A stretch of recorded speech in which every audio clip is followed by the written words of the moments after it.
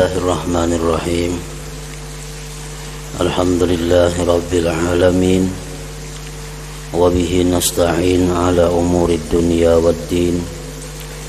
Wassalatu wassalam ala ashrafil anbiya wal mursalin Sayyidina wa habibina Muhammadin wa ala alihi wa sahbihi ajma'in.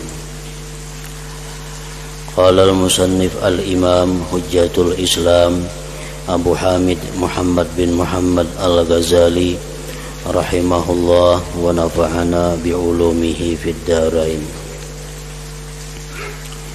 Panzuril ana ilal izam wa hiya ajsamun salbatun qawiyyatun kaifa khalaqaha min nutfatin sakhifatin raqiqah thumma ja'alaha qiwaman lil badani wa imadan lahu thumma qaddaraha bimaqadira mukhtalifatin wa ashkalin mukhtalifah faminhu saghiru wa kabiru wa tawil wa mustadir wa mujawwafun wa musammatun wa haridun wa daqiqa. Walamma kana al-insanu muhtajan ila al-harakah bijumlati badanihi wa bi ba'di a'dha'ihi mubtakiran litaraddudi bi hajatihi lam yaj'al 'azmahu 'azman wahida bal 'idhaman katsiratan bainaha mafasilu hatta tatayassara biha al-harakah wa qaddara shakla kulli wahidatin minha 'ala wifqil harakatil matlubati biha thumma wasala mafasilaha wa rabata ba'daha bi ba'din bi awtarin ambataha min ahadi tarafail azmi wa alsaqahu bil azmil akhar qarribati lahu thumma khalaqa bi ahadi tarafail azmi zawaida kharijatan minhu wa bil akhari hufaran ghaisatan bihi muwafiqatan li shikliz zawaid litadkhula biha wa tantabika 'alaiha fasara al-'abdu in arada tahrika juz'in min badanihi lam yamtani 'alaihi walaula al-mafasil la ta'azzara 'alaihi dzalik ila akhir.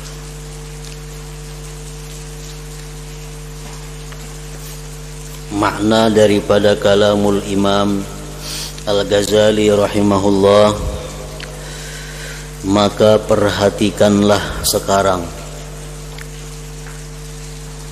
kepada tulang-tulang. Perhatikanlah sekarang kepada tulang belulang, dan itu adalah tubuh atau benda yang keras lagi kuat. Tulang yang ada di dalam tubuh kita, yang ada di dalam awak kita, itu adalah benda yang keras dan kuat. Bagaimana dia Allah menciptakannya dari air mani yang lemah lagi halus. Bagaimana prosesnya benda yang keras tadi padahal berasal dari air mani yang lemah.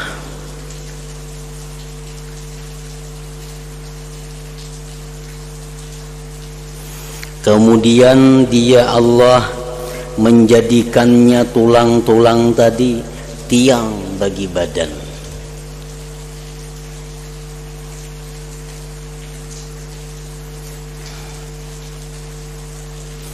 Kemudian dia Allah menentukannya dengan ukuran-ukuran yang berbeda-beda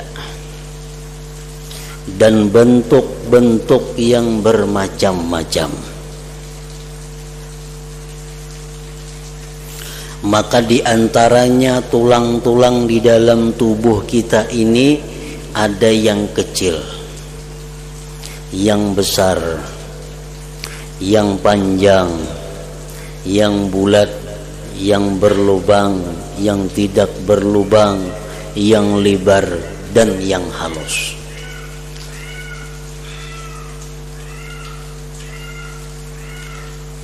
Padahal semuanya itu adalah berasal dari air mani.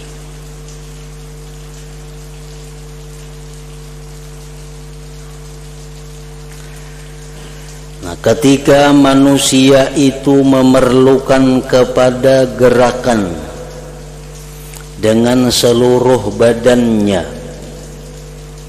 dan dengan sebagian anggota badannya, lagi memerlukan kepada pulang pergi pada segala keperluannya, maka dia Allah tidak menjadikan tulang itu satu tulang, tetapi tulang-tulang yang banyak, yang diantara tulang-tulang itu ada persendian-persendian sehingga mudah bergerak dengannya. Jadi Allah Subhanahu wa ta'ala kadang menjadikan tulang itu satu tulang, memanjang umpamanya, tetapi Allah jadikan di antara tulang-tulang itu persendian atau mifsal dalam bahasa agamanya. Dengan apa sebab Allah menjadikan di antara tulang-tulang itu persendian? Untuk memudahkan manusia bergerak, untuk memudahkan manusia mencapai sesuatu yang dikehendakinya.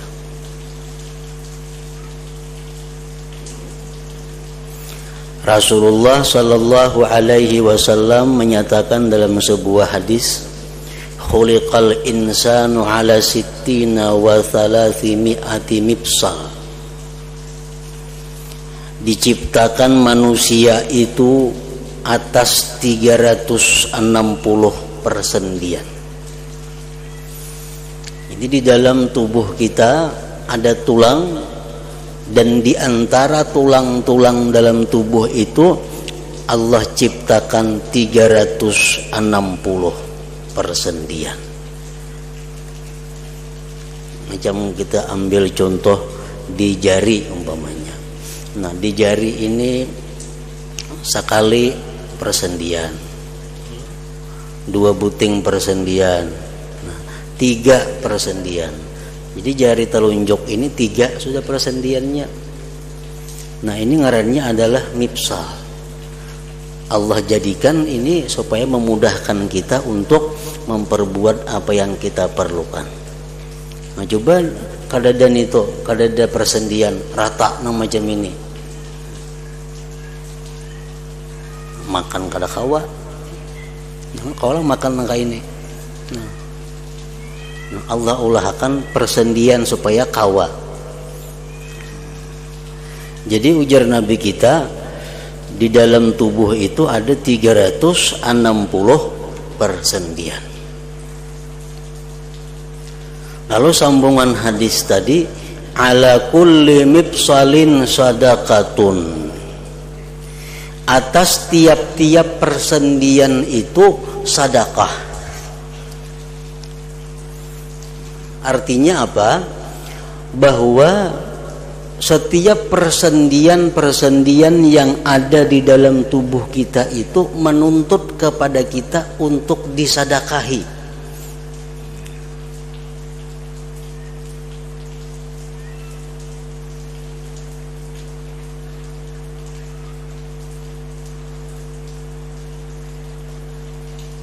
Baik sedekah itu berupa ibadah tubuh, atau sedekah itu berupa harta. Pokoknya setiap persendian tubuh kita ini dia menuntut untuk diberikan sedekah. Jadi kalau kita umpamanya bersedekah wadai, nah, setiap hari itu kita dituntut bersedekah 360 biji untuk umpamanya. Sebiji untuk 1 persendian. Atau kita bebacaan subhanallah 360 kali. Nah, itu 1 kali subhanallah adalah untuk haknya persendian-persendian tubuh tadi. Apabila kita melakukan demikian itu, maka berarti kita telah menunaikan syukur kepada Allah atas persendian yang diberikan kepada kita itu. Artinya kita disuruh mensyukuri nikmat Allah berupa persendian ini. Kita bayangkan betapa sulitnya kita kalau persendian kita ini bermasalah. Duduk ngalih, semuaan ngalih. Nah, itu nikmat Allah yang sangat besar yang wajib disyukuri. Bentuk pensyukurannya macam apa? Ya sedekah tadi. Kita membaca la ilaha illallah 360 kali, itu sudah cukup untuk bukti syukur kita atas persendian yang diberikan itu.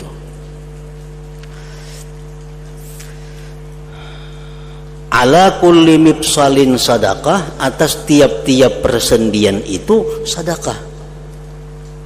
Kemudian lagi Rasulullah menjelaskan, wa yujzi'u min zalik rak'atani yarka'uhuma minad duha. Nah, ujar Nabi, dan cukup dari yang demikian itu 2 rakaat yang ia sembahyang dari sembahyang duha. Sembahyang duha artinya kalau kita tiap hari sembahyang duha itu 2 rakaat saja, 2 rakaat sehari sembahyang duha, itu sudah cukup untuk mensadakahi persendian-persendian di dalam tubuh kita yang berjumlah 360 persendian tadi. Ayo jah kada bersedekah wadai, kada bersedekah duit, kada mengucap tasbih 360 kali, tapi sembahyang 2 rakaat sunat duha itu sudah mencukupi untuk bukti syukur kita atas persendian yang diberikan Allah Subhanahu wa taala kepada kita.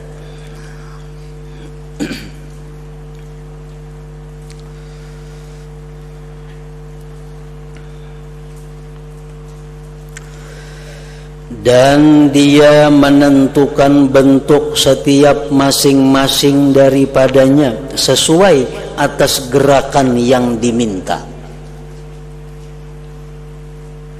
Di persendian ini bergerak menyesuaikan apa yang kita minta.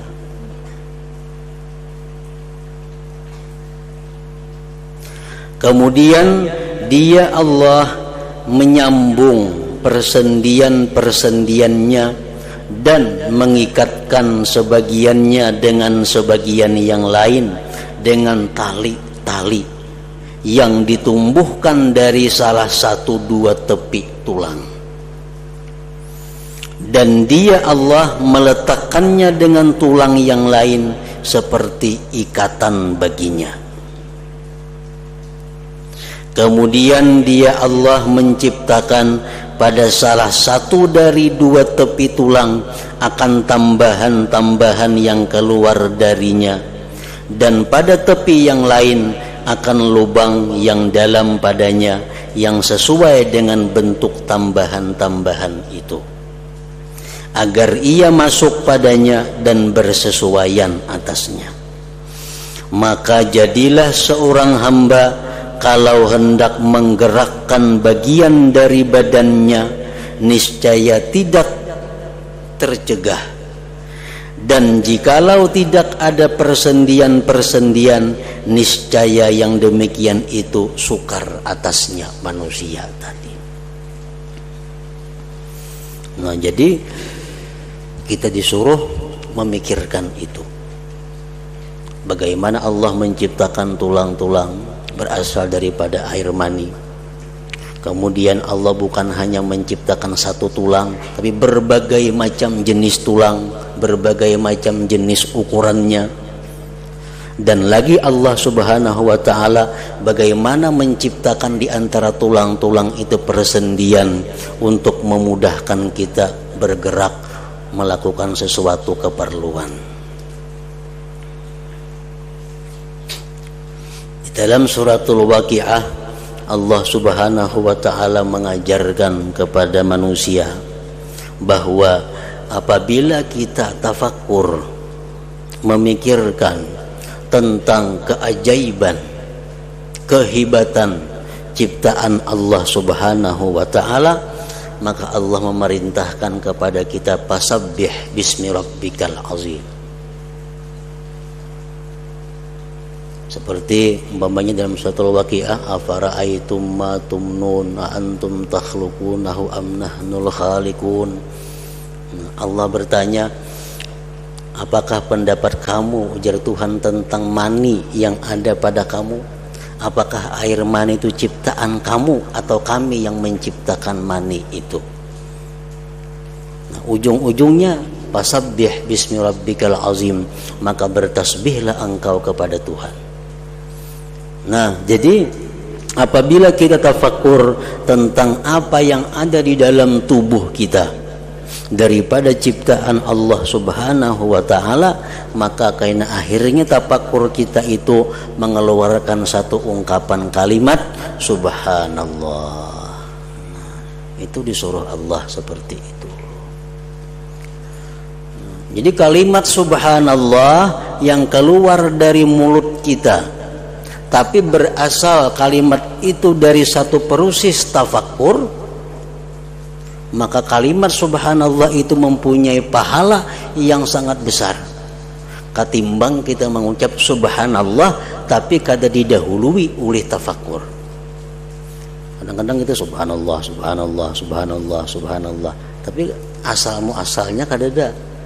Tapi kalau kita tafakkur tentang bagaimana itu ciptaan Allah menjadi sedemikian rupa, ciptaan Allah sedemikian bagusnya, akhirnya kita mengakui subhanallah, maha suci Allah Subhanahu wa ta'ala. Nah, subhanallah itu artinya mempunyai makna.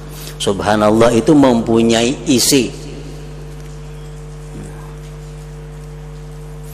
Jadi apabila sudah kita mengakui subhanallah, maha suci Allah, artinya maha suci daripada kekurangan, maha suci daripada kelemahan, maha suci daripada aib,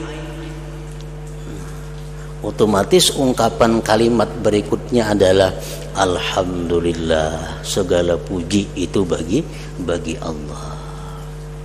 Segala puji bagi Allah.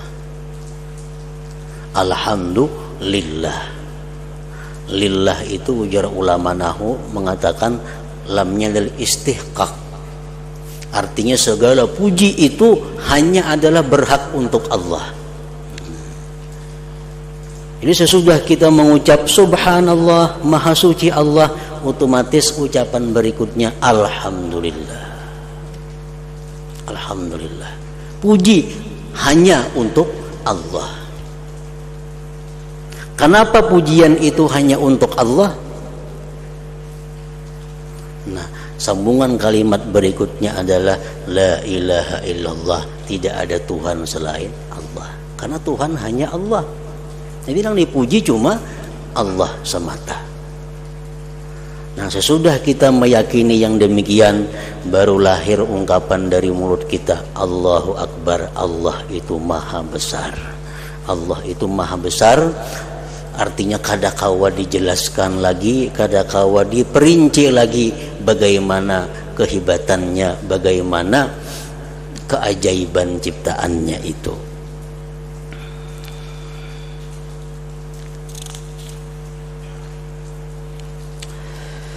Kemudian perhatikan bagaimana Dia Allah menciptakan tulang belulang kepala.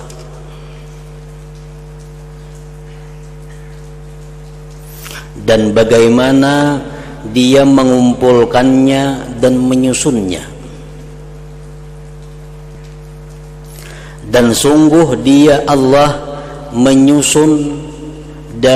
menyusunnya tulang kepala tadi dari 55 tulang yang bermacam-macam bentuk dan rupa. Artinya kepala kita sebagiannya termasuk muha. Tulang-tulang yang ada di kepala kita ini bukan sama tapi 55 macam tulang. 55 macam tulang. Ada nang karas, ada nang macam ini, ada nang macam itu. Kada sama tulangnya. Antara tulang dahi lawan tulang belakang kepala lain tulangnya.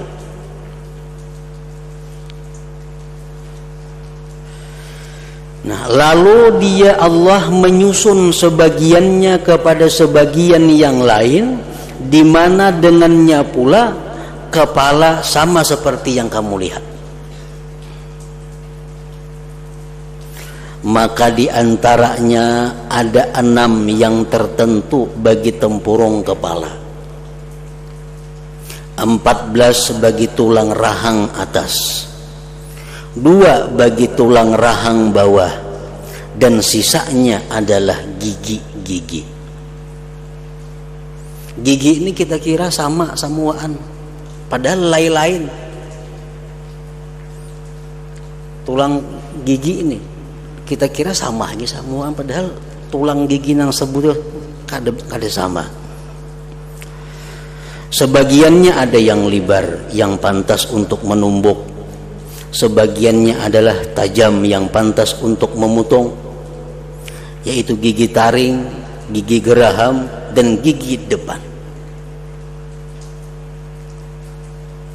Jadi antara gigi geraham lawan gigi yang sifatnya memotong itu kada sama tulangnya. Ada tugas giginya untuk menatak tatak, itu dialihnya ke sebelah mamahnya. Nah, itu tulangnya kada sama, dan rasa nang dimakan pun lain. Kita misalnya memakan sesuatu, tak dipagat oleh gigi nang depan, dimamah oleh gigi nang tugasnya memotong diulahkan sama mamah. Nah, rasanya lain lawan mamahan gigi nang sebenarnya untuk memamah itu.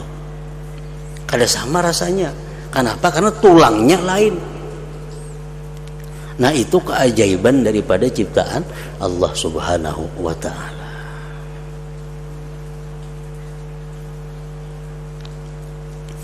Jadi Imam Al-Ghazali rahimahullah, beliau mengatakan bahwa tafakkur, berpikir itu hendaknya dijadikan semacam wirid.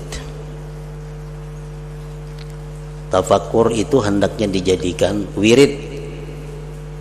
Artinya setiap hari mesti ada kita sediakan waktu untuk tafakkur itu. Di dalam kitab beliau Tartibul Aurat, beliau menjelaskan tafakkur itu diperlukan, disediakan waktunya.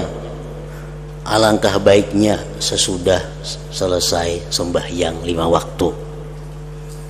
Nah, kalau kada mampu, sembahyang subuh dan asar. Jadi di situ beliau menyebutkan bahwa mulai waktu subuh sampai terbit matahari, mulai azan subuh sampai terbit matahari, itu hendaknya dibagi 4 macam wirid. Yang pertama di situ kita adakan doa kepada Allah. Yang kedua di situ kita berikan waktu untuk zikir. Zikir macam-macam, misalnya la ilaha illallah kah, salawat kah, tasbih kah. Yang ketiga di situ kita berikan waktu untuk membaca Al-Qur'an, beberapa ayat kah. Nah, yang keempat kita berikan waktu ada untuk tafakkur. Itu antara azan subuh sampai terbitnya matahari.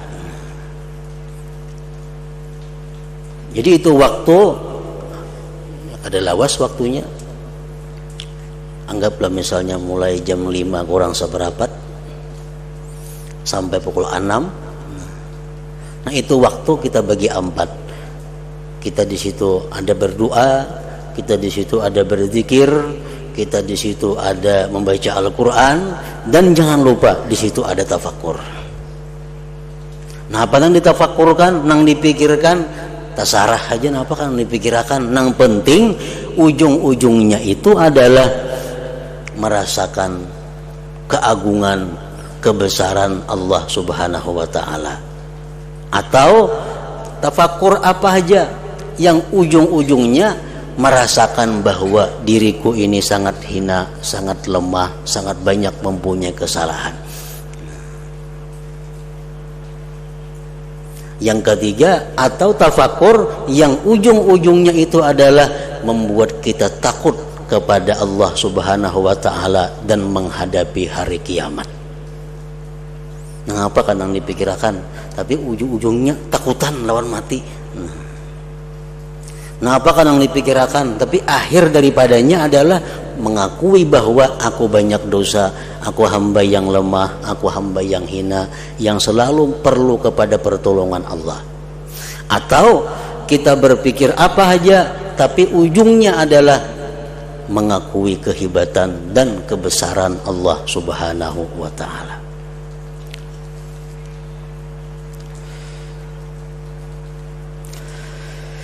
Dan lagi di antara terbit fajar atau waktu subuh sampai terbit matahari itu ada Rasulullah sallallahu alaihi wasallam menjelaskan, idza shalla ahadukum rak'atail fajri falyattaji' ala yaminih. Hadis riwayat Abu Daud. Ujar Nabi, bila seseorang sembahyang sunat subuh 2 rakaat, falyattaji' ala yaminih, hendaklah dia berbaring. Ini sunat nih. Hendaklah dia berbaring atas badannya yang kanan. Nah, berhiring macam orang mati di dalam kubur tuh. Dihiringnya kan kalau rajin tuh. Nah, ini sebelah kanan nih ke tanah atau ke lantai. Itu sunat. Bila kalian, ujar Nabi, sudah sembahyang 2 rakaat subuh, hendaklah berbaring atas badannya yang kanan. Artinya nangkaya orang mati di dalam kubur.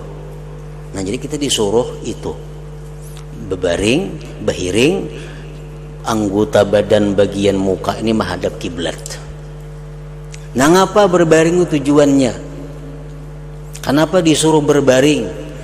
Imbas sembahyang sunat subuh itu disuruh kita berbaring kayak itu, kenapa?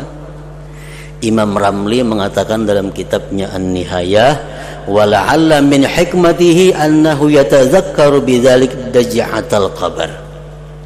Barangkali hikmah dari yang demikian itu bahwa dia berbaring seperti tadi mengingat, tafakur bahwa seperti itulah nantinya keadaannya di alam kubur.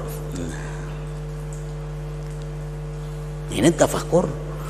Jadi waktu kita berbaring itu kita disuruh tafakur, disuruh berpikir, macam inilah kita kaina dirabahakan orang di dalam kubur sendirian. Nah, jadi itu sunat barabah macam tadi, dan disunatkan pula kita berpikir waktu barabah tadi mengingat bahwa kita dalam kubur seperti itu. Nah, itu waktu tafakur.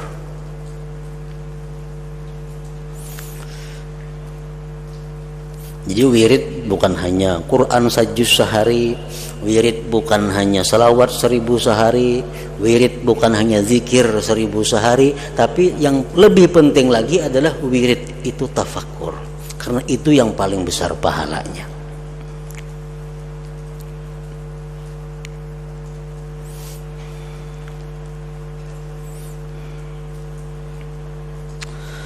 Kemudian dia Allah menjadikan leher itu pangkal bagi kepala dan menyusunnya dari 7 buku-buku tulang yang berlubang dan bulat. Padanya terdapat kemiringan-kemiringan, tambahan-tambahan, tunjulan-tunjulan dan kekurangan-kekurangan, lekuk-lekuk, agar sebagiannya bersesuaian atas lainnya, dan menyebutkan sebagai hikmah padanya itu panjang. Jadi Allah Subhanahu wa taala menjadikan leher itu pangkal bagi kepala. gulu, dan menyusunnya di gulu itu dengan 7 tulang, 7 buku-buku tulang yang berlubang dan bulat. Tujuannya apa? Supaya kepala kita ini kada kaku. Jakanya kada lubang 6 bulat-bulat itu di tulang leher ini, kepala kita rata macam kayu. Bila bapaling dah kan lawan awak, maka bapaling gak itu nah. Orang mengiau lawan awak kasih itu.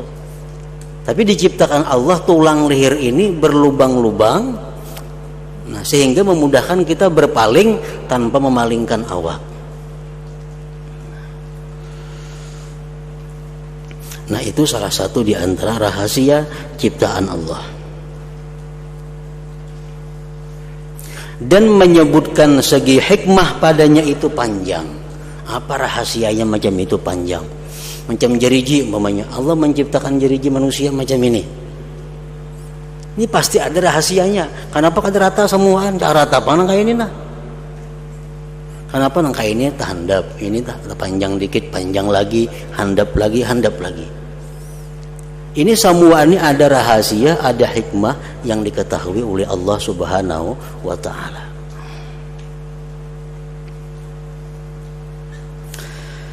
Kemudian dia menyusun leher di atas punggung, dan dia menyusun punggung dari bawah leher sampai akhir tulang pantat dari 24 buku-buku tulang. Nah, jadi antara pinggang kita ini sampai ke leher itu pun tulangnya terdiri daripada 24 buku-buku tulang. Dan dia menyusun tulang pantat dari 3 bagian yang berbeda-beda. Lalu bersambung dengannya dari bawahnya itu tulang ikur. Tulang ikur juga tersusun dari 3 bagian. Kemudian dia menyambung tulang-tulang punggung dengan tulang-tulang dada, tulang-tulang bahu, tulang-tulang 2 tangan, tulang-tulang ari-ari, tulang-tulang pantat, tulang-tulang 2 paha, 2 mata kaki, dan jari-jari kedua kaki. Nah, semua itu Allah menciptakan dengan ciptaan yang sangat halus dan sangat rapi, sesuai dengan nama Allah Al-Latif, yang maha halus, yang maha lembut. Artinya apa? Ciptaan Allah itu lembut, halus. Artinya kada kasar. Orang tuh ada gawian nang pina kasar, ada gawian nang halus. Nah, ciptaan Allah sangat halus.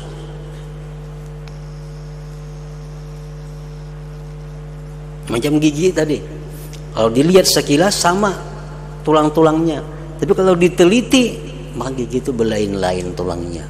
Kelihatannya sama daripada halusnya ciptaan Allah Subhanahu wa ta'ala itu.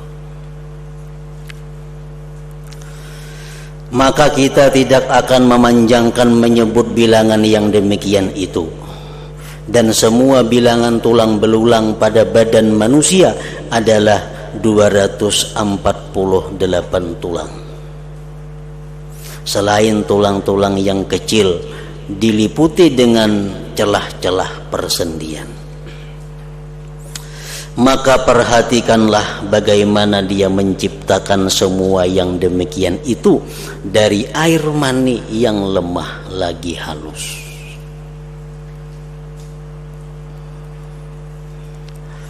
Nah, kita biasa kalau melihat ciptaan, melihat sesuatu ulahan manusia yang begitu baik, begitu indah, maka kita kagum.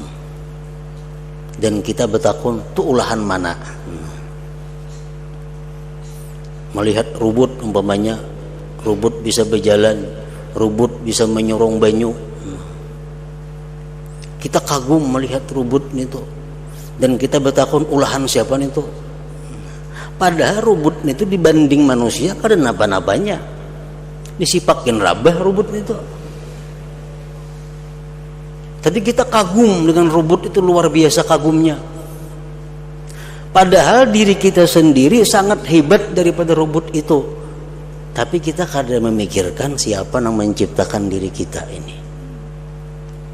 Kenapa sebabnya kita ini kehilangan wirid yang namanya tafakkur itu?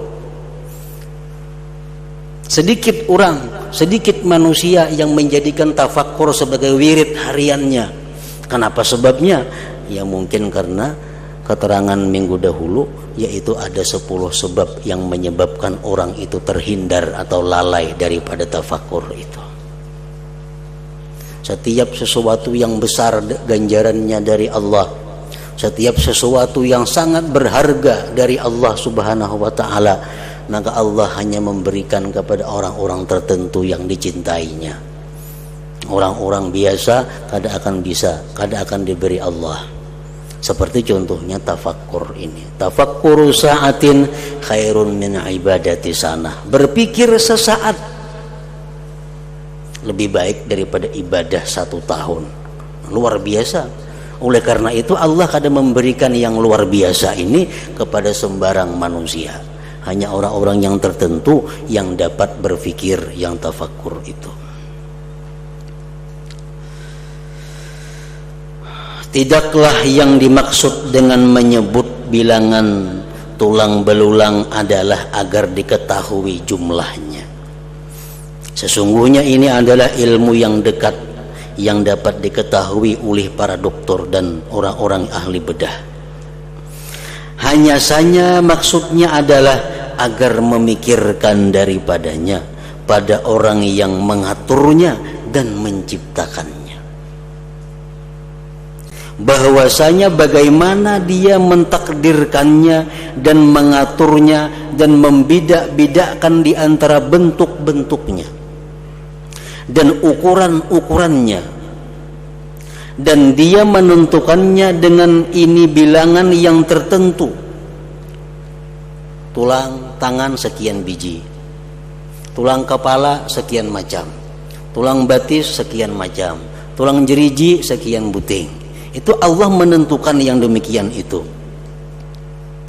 Karena jikalau dia menambahkan satu kepadanya, niscaya yang demikian itu menjadi malapetaka atas manusia. Sabuting tulang kita labihan jadi masalah. Yang ia memerlukan kepada mencabutnya. Orang ada ditumbuhi tulang di batis, tulang labihan, pas tumbuhnya di telapak batis. Kada kau berjalan di jalan sakit. Akhirnya apa? Pas sampai operasi menggayat tulang nang timbul di batis tadi. Nah hanya sedikit lebihan tulangnya. Sudah menjadi malapetaka bagi manusia. Dan jikalau ia mengurangi satu daripadanya, niscaya demikian itu adalah kekurangan yang memerlukan kepada penambalannya. Gigi kurang sebiji aja ada masalah daripada yang sempurna giginya. Maka seorang doktor ia memikirkan tentang itu untuk mengetahui jalan pengobatan pada menambalnya. Nah, jadi untuk meneliti sekujur tubuh kita ini, nah itu kada mampu saya kong dokter. Berpuluh-puluh dokter itu pun kada lengkap. Makanya ada dokter spesialis mata. Padahal mata jangan diurusnya. Berpuluh-puluh tahun sekolah urusan mata. Itu pun inya kada mampu mengetahui seluruh permasalahan mata. Ada dokter hati, telinga, tenggorokan, hidung itu. Nah, nang dikajinya bertahun-tahun hanya urusan telinga, tenggorokan, hidung. Ada dokter jantung, ada dokter kulit. Dokter kulit ada. Orang getaran apa ngarannya ini sekolah itu. Itu punnya kada kawa seluruhnya mengetahui apa-apa penyakit kulit. Nah, jadi Allah Subhanahu wa taala menciptakan manusia ini dan manusia kada akan mampu untuk mendalami apa-apa ciptaan Allah di dalam tubuh ini. Walaupun berbagai macam ahli, berbagai macam spesialis terkumpulan mengetahui rahasia ciptaan Allah yang ada dalam tubuh manusia.